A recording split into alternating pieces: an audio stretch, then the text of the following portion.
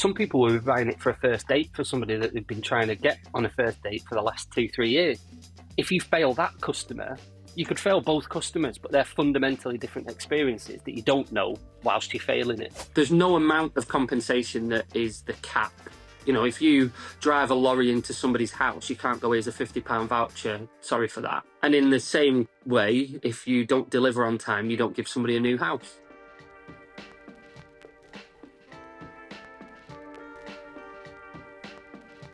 Welcome back to How to Love a Customer, the show where we dive into the wild, wonderful, and sometimes downright weird world of customer experience. I'm McGhee, one of the founders and CEO of Chattermill. And in each episode, we talk to the people behind the brands who know that customer interactions, even the messy ones, are the moments of truth. Our guest today is someone who brings deep expertise, sharp thinking, and a whole lot of heart to the world of customer experience. James McGhee is the Director of Operations at Foot Asylum, where he oversees everything that happens after the customer hits buy, from contact centers to post-purchase communications, feedback loops, and the delivery experience. Over his career, James has led multi-site customer service operations with over 400 agents, creating high-performing customer-obsessed teams. And before Foot Asylum, he held senior roles at AO and has built a reputation for blending operational excellence with empathy. James, welcome to How to Love a Customer. Thank you for having me. Yeah, it's great. It's absolutely great to have you here. Before we dig into the anecdote that you brought us, can you tell us a little bit about your role at Foot Asylum and maybe a little bit of introduction to Foot Asylum as a brand? Yeah, absolutely. So we are a retailer with a little over 60 stores and a large online presence here in the UK. Most of our business is through selling brands that everybody will know. So we sell athleisure and sportswear and we posture to 16 to 24-year-old consumers through our marketing and our interactions with customers.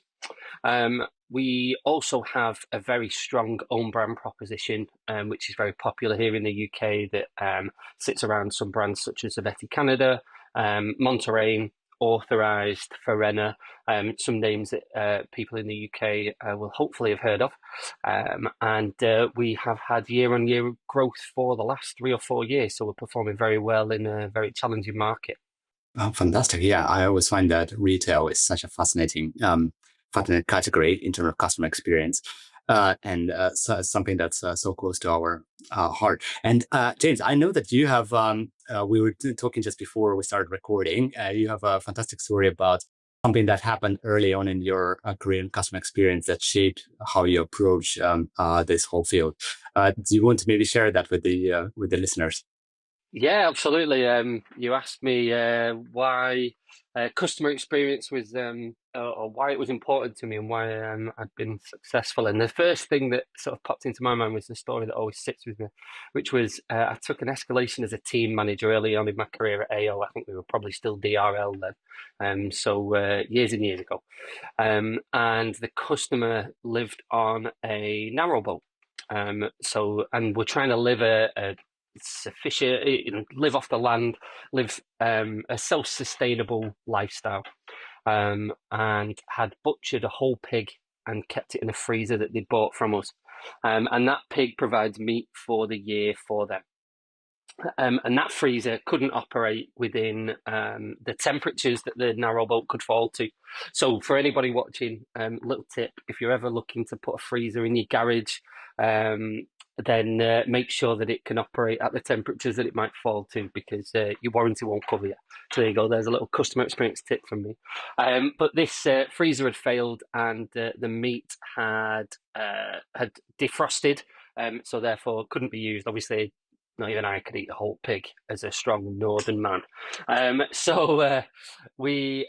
initially you sort of go, well, if you've not checked what temperature, you haven't really thought about it, and who butchers a whole pig? Because it's not part of your lifestyle, it's not part of most people's day-to-day lives. But a real learning for me was that the experience isn't the one that you're trying to provide, it's the one that the customer receives. So the customer went on and bought a freezer, a chest freezer that would fit a pig because that was his needs. We didn't educate him on whether or not it could operate, or whether or not the environment it was keeping it in might drop to a certain temperature. It was a big change for us, that moment, as a business, as we started to educate more and more customers based on the feedback that we were getting, not just from complaints, but also just from day-to-day dealings with customers that had problems.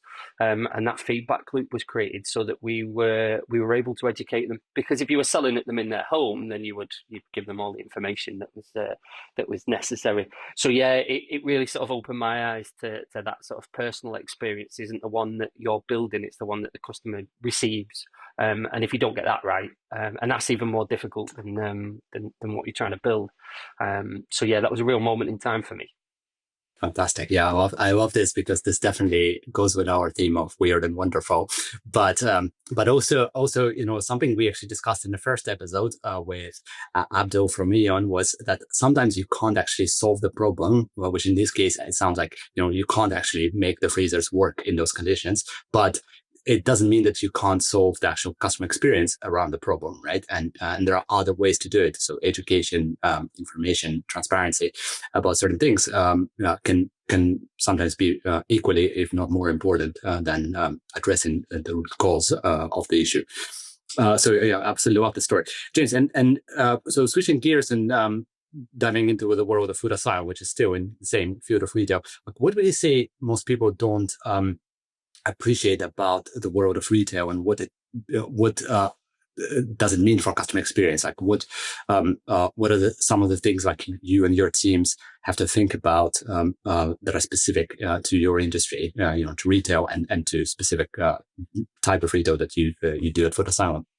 Yeah, well, I think our sort of publicly available um, customer satisfaction metrics are industry leading, and I don't think that that customers, and I hope that they don't actually, but I don't think that they realise that we try and personalise the solution and the experience that they're in to them, and that goes for physical retail as well as the e-commerce retail that I spend more of my time on because I've got the contact center and also the final mile logistics as part of my remit. But I think sometimes customers feel as though they're getting the same experience as everybody else and expect it to meet a certain bar. We try and go above and beyond and delight them, and I think that is the real sort of secret sauce to customer experience, is to help your agent be skilled enough, or your frontline team to understand. Oh no, actually, not to understand, but to be able to get that information from a customer as to why it's important to them. Just as an example, you may go and buy a pair of trainers because you buy one pair of trainers a year. It might not be a particularly important purchase to you. You might normally wear shoes, but you always have one pair of trainers that you really love, your Air Force Ones or your Sambas or whatever. Some people will be buying it for a first date for somebody that they've been trying to get on a first date for the last 2-3 years. If you fail that customer, you could fail both customers, but they're fundamentally different experiences that you don't know whilst you're failing it. So it comes in that sort of post-purchase experience, or in physical retail, in that exploration as to what the customer needs and why. I don't think a lot of people think that that's going on. But your better retailers, of which I would include us as one, do that, and obsess about it as well. In terms of the actual story that we want to discuss here, do you mind sharing what have you discovered, and then we'll go into what happened and how your team reacted to that. Yeah, so a shameless plug for Chattermill, which I'm sure you won't mind. We had a particularly tough peak period a couple of years ago, where we were seeing customer complaints about deliveries that were failing or being late. And we pride ourselves in being able to be a retailer of choice right up until Christmas because our operations are so slick. So we want people to be able to shop. I know from personal experience, and I think a few of us sat around and thought the same, that we're always last minute. We're busy people, especially working in retail at Christmas, and it would be helpful if you could still order on the 23rd of December for people's Christmas presents. Yeah, we were having a particularly tough time. We were seeing that customers were reporting that deliveries were taking longer than expected, but we weren't seeing that in the data that we were being provided by some of our carrier companies, one in particular. So we used Chattermill to try and get to the bottom of what people were saying, and we spotted that there was messaging that we weren't aware of that was indicating that there were delays. What we were also able to find through Chattermill and being able to take in other people's publicly available customer satisfaction data and the verbatim feedback was that there was perhaps some cherry picking going on from that carrier, that on successful deliveries they were sending customers reviews or review requests, growing their Trustpilot score and getting 5-star after 5-star after 5-star, but we were absolutely tanking. So we lost 0.3 on Trustpilot, which is a big deal for us. We're very proud of that. It's a big marker for us. But we lost 0.3 out of 5, so it was a considerable impact. What we were able to then do was to give that feedback to the carrier in the immediacy and say to them, we know something's going on, we'd like you to figure out what it is. That meant that that our account managers were sort of forced into action, and what we found was that they were just backing up their operations. So we were seeing trailers of goods not being logged as being with them. So it looked as though we'd never given them the parcel. However, they were sat on their yard. So we'd lost all control of Final Mile, which, still 8 years on at AO DRL, we used to have our own logistics company. So that made things a little bit easier. Obviously, we don't at Foot Asylum. So it's still, to this day, is my biggest panic every time we hand a carrier a parcel. But we were able to cause them to find action, or we were able to get them to take action. They were able to push those depots to start processing that. And then the most important bit was being able to do a retrospective to them. So to get them around a table in our offices and play back to them the impact they'd had on our peak and our public perception and our repeat custom year on year, but also the positive impact that we'd had on their business. So because we're so slick operationally, and people that were ordering for 3 to 4 day deliveries, standard deliveries, we're getting them next day sometimes. We also paid a premium for that next day. So they were scoring carriers as being exceptional, whereas we were getting tanked by customers that weren't getting the parcel. Because fundamentally, and we have a metric called deliver to promise, which I took from my time at AO. If I say to you that a delivery is coming next day, you expect it next day. You're not fussed about the intricacies of how that might happen. And if you say that something's coming in 3 to 4 days and you deliver it next day, then you're delighting that customer. You don't get the opportunity to delight a next day customer. They're getting exactly what they expected. So for anybody that was going over standard delivery, which seems easy, it's the free option, should be really simple. For anybody that was going over that was going to 7 or 8 days, we were just getting 1-star reviews on Trustpilot, and rightly so.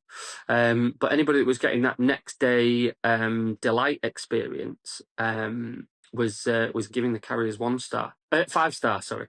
That also happened last year when we saw that deliveries to Ireland were being backed up. But then newer deliveries were being prioritised because they'd been the older ones that couldn't get through customs and through storms and everything else had been moved to one side. So we were able to get that anecdotal feedback again out of Chattermill and be able to prove to carriers that their depots were prioritising new parcels, because that's effectively what they get targeted on. Once that parcel's out of SLA, then there's no incentive for an operations manager at a depot to move that on. Most of them, I'm sure, would move it on, but we were seeing that wasn't happening. So yeah, it's been very helpful and saved us a lot of money in transport costs, because we're able to leverage that feedback to our advantage. I love this story. I think people outside of retail don't always understand how much you're dependent on other companies and vendors and suppliers and partners in delivery of the customer experience. And those are some of the toughest conversations because you can't necessarily affect change yourself, right? You have to work with people, and that's where data is so helpful.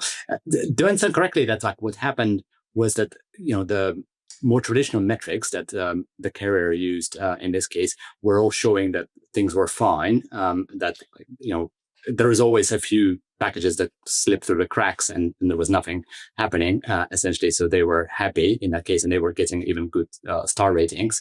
But it was only through the customer feedback that you were able to find that actually people are being mistreated. Absolutely, yeah. So carriers will tend to mark themselves on a percentage of successful deliveries, whether or not that's within SLA or not. We uh, I also think, and it's not a criticism of them, but certainly when things fall outside of SLA, there's often a blame on the retailer for either not packaging it properly, getting it out quickly enough, and that sort of thing. So there's always that back and forth. But if 98% of customers are getting their parcels in the time frame that you said, then all of that's great. The difficulty in that year was we'd paid for a premium to upgrade people to next day because we understood the importance of it being Christmas time. But we offered a standard delivery. And at that time of year, our weekly units delivered quadruple. So from a normal week like this week, the one that we're talking in, we will do quadruple the amount in a peak week. It's crazy. But it's our 100-meter final. It's that is when we have to really batten down the hatches and get through it.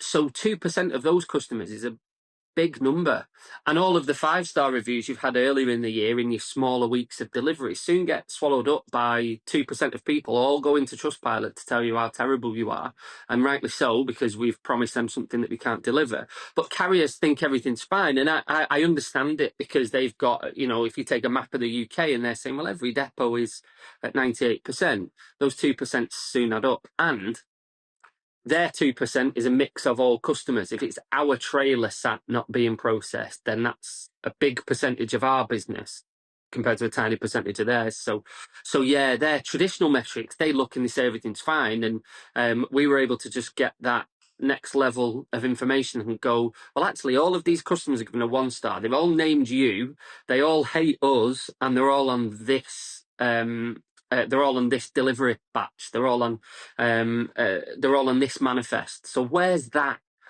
And then our account manager went, yeah, it's in our yard. It's not even been tipped yet. It's not even been unloaded. So it just helped us move those on, and we could contact those customers then and go, we've absolutely messed up. Here's a voucher. We're sorry. If you want to turn that voucher into a gift card, we'll send you a gift card for a present or whatever. And people are appreciative at that point, but the damage is largely done. And the impact on your operations is massive. Obviously, you're just abandoning contact after contact, because it's I always use the analogy of the hot gates in the film 300. We're facing the Persian army of calls and emails coming in, and we can only do so much. But yeah, in the end, you end up getting overwhelmed. So yeah, huge impact. But and this is the difficulty, I suppose, is when you're handing off your core competencies, those metrics are designed for that business. Whereas in a business which owns its own logistics, you have one customer metric that goes from the second they click pay to the time you install that. That's your metric. Did we get that right or not? So yeah, it is more difficult, but I think we've got a really good relationship with all of our carriers, and they value the information and data that we can give to them, because we leverage systems such as Chattermill to do that. Well, that's super interesting, and of course, thank you for mentioning Chattermill as part of it. But do you think there is something special about the setup that you have in the team at Foot Asylum? Maybe the culture or the processes, frameworks outside of just the software that you use that allows you to act on these kind of insights. And if so, what would you say it is? Yeah, so my favorite word around customer experience is intent. So why are we doing something, not what are we doing? And that the way that we try and go about that is we try and build a culture, in inverted commas, that that means that we don't allow for people to go into things with the wrong intent. So we don't allow small mistakes or indiscretions to go unnoticed. I'm not saying that we're certainly not tyrannical in our way of dealing with it, and very supportive, work people through the smaller things that they do so that we don't end up with the bigger issues, such as disrespecting a customer or not understanding their needs and giving them a solution that doesn't fit them. So we start with that. The team are completely driven by, in that moment in time, if I go back to the pig story from earlier, that is the most important thing in that customer's life at that time. I've dealt with customers through my career in customer services, customer experience, that are taking time out from being by their partner's bedside in hospital to deal with us because we've messed up. And the rest of their life gets put on hold for a 10-minute phone call. And if you're obstructive, or if you're not somebody that is looking out for that customer, then you're definitely going to end up with an angry customer. So our team are, that's what we coach our team on. We don't coach on keystrokes and did they give too much compensation or did they not give enough. What we say is, did that solution fit that customer? And if it did, you get a tick. If it didn't, we'll coach you on that. So that also comes with empowerment. A great guy that I've talked to everybody about at AO's, David Wilkinson, and he used to say his job after he retired was to walk around the business and just get a little temperature check of what was going on. And I was lucky enough that he used to spend some time with me. I used to get half an hour every month or two with him. And he always used to say, have principles, not prescriptions. And I love that. There's no amount of compensation that is the cap. You know, if you drive a lorry into somebody's house, you can't go, here's a £50 voucher. Sorry for that. And in the same way, if you don't deliver on time, you don't give somebody a new house. So there's, you've got to have some principles that say, just do the right thing. Here's some guidelines that you can work with it. This is what we think is tolerable and will tolerate. But you're empowering people to make a decision for the customer. The customer benefits from that because there's nothing worse than having to ask for a manager. I know there's a lot of jokes and memes nowadays around people asking for managers, but if you have to do that, something fundamentally has gone wrong. And that's where, my team know that if an escalation gets sent in, then that I still see that every day. I still see every escalation that gets sent in because I want to see what's gone wrong. So yeah, the culture is that people are empowered to fix it. We do give them some guidelines. I trialed once letting people do whatever they wanted. Everybody has a meltdown, and rightly so, because they go, oh, but what if I do? What if I do? What if I don't? And so yeah, we do give them some guidelines. Everybody's empowered to make a decision, and we really do sweat the small stuff. Any small issues or errors, we coach that into them to make sure that the big stuff doesn't happen. Awesome. And do you think like that's something that scales well? Obviously you are a very big operation already, but imagining just like some of our listeners who might be working in some of the kind of more legacy multinational retailing operations, sometimes what I hear from them is like, yeah, it's all great when you have, let's say, 60 stores, right? And don't get me wrong, 60 is incredible, right? But this doesn't work when you have like thousands of stores across 160 countries. Let's say, like, what would you say? Like, does this approach actually scale?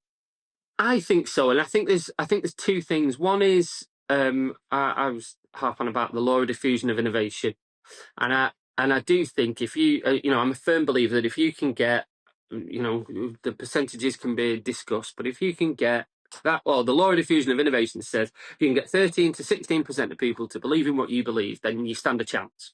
If you don't get there, then you don't. And I do think that's where businesses fall down. When I talk to people that have got CX responsibilities, they find that it's a real struggle to get people in the business to be on board. And then what they end up trying to do is sort of divide and conquer and isolate certain people that they think might be able to help them. Whereas really, if you think about it, the size of your team, most structures within a business are a pyramid. The problem comes in not at your level, for example, Mikhail, where you are the innovator, but it comes from your leadership team not believing. They pay you lip service and they say, yeah, that sounds like a great product change, but I'm going to go away and do my own thing. Well, it all falls down then. It's scalable if you start and you test that people believe what you believe, and you don't just ask them to roll it out as a memo or an email company wide, but you do say, okay, well, here's what I believe, here's what I think should be going on, and you spend some time testing that and you challenge them on it. And you challenge when they don't operate like that or act in that manner, you will try and understand where your messaging might have gone wrong. That for me makes it scalable, because we got to a really good point here at Foot Asylum where there is a bit of self-policing going on. Somebody was having difficulty with a customer, and the person next to them will help. They don't think, that's not my job, I don't want to get involved. They'll help them. If they can see that they're getting irate and might be causing a poor customer experience, they'll go, do you need me? What's happened? And you get this support. Now, across hundreds of stores in hundreds of countries, that might be more difficult to translate. But I do think that it starts from there. I mean, we have a distribution center here, and it's there's hundreds of people working within that across 24-hour shifts. And it's a journey that we're going on with the distribution center as well. That do they believe in what I believe? Should there be, sweet wrappers in places where stock should go? Probably not. So let's start with that. We don't need to start with the big stuff and everything else, but let's start with, do we all believe that that's wrong? Yeah, then let's deal with that. And it's the same in customer experience. Do we all believe that a customer getting a £10 voucher for somebody driving through the front of their house, do we all believe that's wrong? Yeah, great. Let's talk about it. And it's not naming and shaming or anything like that, but yeah, we do. We test it all the time. And that's the best way I've found. But I'm sure there are global challenges for people, but I would say to anybody, does your immediate team, are they all bought in? They're part of the 13 to 16%. Do they buy in? And if they don't, there's your issue, not the people on the front line delivering the thing you didn't want them to deliver. Yeah. No, and we find at Chattermill that one of the best approaches to getting people bought in is to assemble a small library of these stories, of like the stories that happen, which is why we started this podcast, is to share these stories more widely. But is that something you've seen make an impact at Footasylum as well? Yeah, so we do it in the form of randomly every day, the management team will get together before lunch in the contact center, this is, and they have to sit down and review a contact from the previous day, just one. And it will get picked at random, and then they'll all sit and go through it. And that breeds some that's a similar sort of thing. You're building out a live story and you're all debating it. And if it's your team, I've got to try and understand and maybe even justify why my team have done something that we wouldn't expect to happen because it's not what we believe in. And what tends to happen is people go, yeah, I've got that wrong. I have been coaching them on that, but maybe I should have been coaching them on this. And then another manager will go, oh, I had to coach somebody on that. Do you want their coaching plan? And all of a sudden you just start to build a feedback loop within the management team. And it just adds, accountability is a big thing. How are your managerial team that are in charge of the people that are delivering an experience, what are they accountable for? Because if it's just numbers, if it's just how quickly they answer the phone or an email or how quickly they serve a person, then you're probably missing it. But if they're accountable for their team's actions, then yeah, that tends to help us. So yeah, effectively, we don't have a library of them, but we do that live every day, Monday to Friday, all on one, either Teams call or in one room. That's absolutely a valid way of doing this. I love this. I've heard of. I read the book recently, actually, about the Michelin star restaurant where they did exactly that. Like every day, someone would tell a story about something they did that was amazing, like some way of delighting a customer. Or maybe they've seen another business do that even, and that I find that absolutely fascinating. Awesome. James, and kind of beyond just, well, I don't want to say just, beyond culture. So culture is really, really important. Are there any kind of frameworks, processes that you've implemented that help in that as well? Yeah, I think you've got to have a structure that you work within, and I think you can pull any model that you want, but continuous improvement is fundamental to us. We use Gemba and Kaizen, so the team go out and see what's happening, where the work's done, and experience that themselves, and then we bring that back in and look at what's for us and what's for potentially other areas of the business, and what needs big change and what needs small change. And the most important bit of that is, what do you stop doing today? Because they are the things that stop people giving customers a great experience. Is all the minutiae of the red tape and everything else, that, or the process that happened a year ago that they've forgotten they don't have to do anymore, and all of that. So we will put those in place for that. When it comes to sort of actual systems as well, we make sure that the partners that we work with fit, again, they believe in what we believe. What's our reason for existing, and do they share that? And like with some of our systems, including Chattermill, the purpose is to make customers' lives better and easier.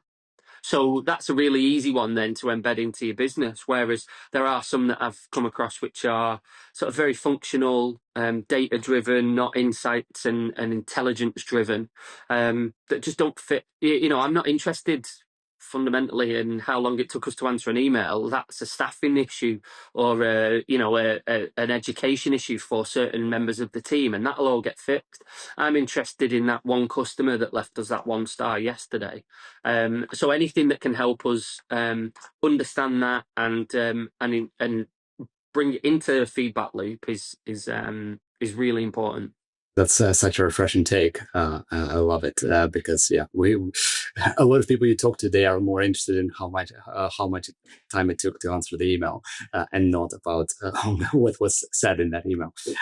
Awesome. That's absolutely great, James. We have a hot take round here on how to love a customer. So I'm gonna ask you a few quick questions, and the idea is you tell us what comes to mind. Go with your gut. It doesn't have to be extremely quick. Feel free to expand on every point. Is that okay? Yeah, absolutely. Awesome. So, what's a customer experience trend that you think is overhyped?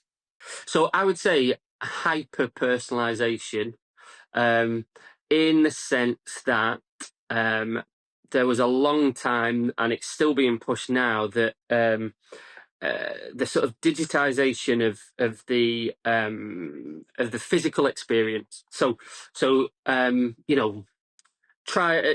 lot of glasses companies, spectacles companies will use it. The sort of try on. All of that is sort of touted as a better customer experience, get you to convert, everything else. Fundamentally, people want to touch and feel things, or have touched and felt those things before, and hence why they want to buy them. I'm not a massive fan of sort of the trends that are trying to remove that completely, so that you just live in your iPhone and buy, because I don't think that's what people want, and I don't think that's where the value in customer experience is. Yeah, I completely agree. I think you at Foot Asylum, having both the stores and the online presence, we definitely see that this model has something very special, and it's definitely a reason. Like even the online brands, the Allbirds and so on, they are opening up stores more and more from what we've seen. The best brands as well, their marketing covers that sort of touch and feel. Our marketing department's exceptional. I put them up against anybody in the industry. But also those newer brands that are challenging, that grew from an online presence, as you say, started on Shopify, that are moving into a physical space. Their marketing matches that. It gives you a feeling rather than just being a dump of information. So yeah, I think that's a massive win that we've got in the industry. What's a brand that you think is killing it in customer experience? Who acts as inspiration for you? I really like what Represent do with community. And again, bit of a shameless plug. Their head of community is somebody that we're trying to get the Northern Customer Experience Exchange off the ground. So anybody up here, the events will be coming out soon. But what they do with community is exceptional, and it's meaningful and personal. An anecdote that he gave was that somebody that was part of their community and their WhatsApp and Facebook groups and things was in hospital, and he said he'd received 50 messages and 48 of them were from people within the community and 2 were from friends and family. That's how strong it is. If they say we're going running in an hour, meet outside the Manchester store, people turn up. They've driven brand loyalty through community, but there's also this meaningful edge to it, whereby, if you're going on a journey, or somebody was going for an interview I saw, and they sent them some clothes to wear to the interview. Things like that are like really, I think, where customer experience should be headed. Yeah, that is great, because this is one of those customer experience innovations that you just can't replicate it, right? Like no one else can take it away from you, even in this hyper competitive world. What's one thing that you see retailers still get wrong about customer experience? I don't think that retailers understand customers at a personal level. So I do think they're certainly coming out of COVID and austerity and where we're at the minute. Um, there's some cost cutting perhaps, and solutions aren't being tailored to customers. Um, you know, we've managed to save a lot of money through fraudulent claims and all of that sort of stuff. So we're focusing on the negative impact on our business so that we don't have to focus on the positive impact we have on our business. We're not just cutting compensation as a whole because we know that it's a big cost in our P&L. What we are saying is there's a portion of it that needs to disappear quite quickly, and we need to be quite aggressive about.